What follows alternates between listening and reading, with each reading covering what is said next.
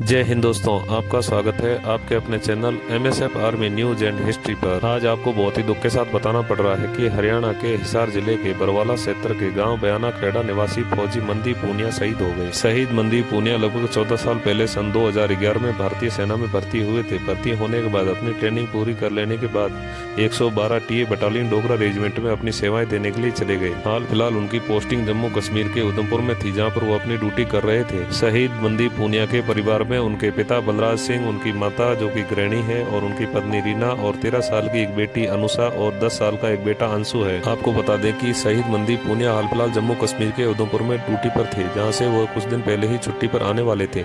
31 मार्च को उनके परिवार में शादी समारोह था, उसमें वो शामिल होने के लिए छुट्टी ली थी।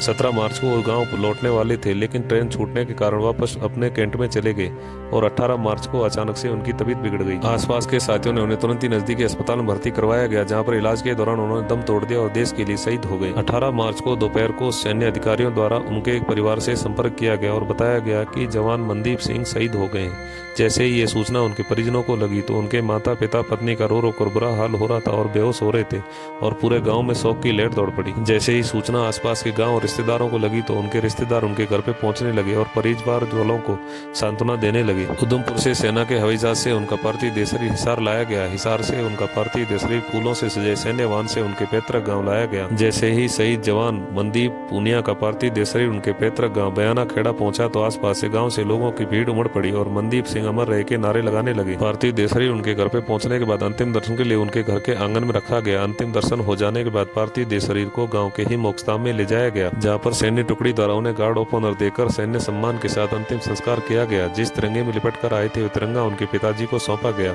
और उनके 10 साल के बेटे अंशु ने उन्हें मुखाग्नि दी और हमेशा हमेशा के लिए पंच तत्व में विलीन हो गए। हम सलूट करते हैं, नमन करते हैं देश के ऐसे वीर जवान को जो देश की रक्षा करते करते अपने प्राण न्यौछावर कर देते हैं। जय हिंद।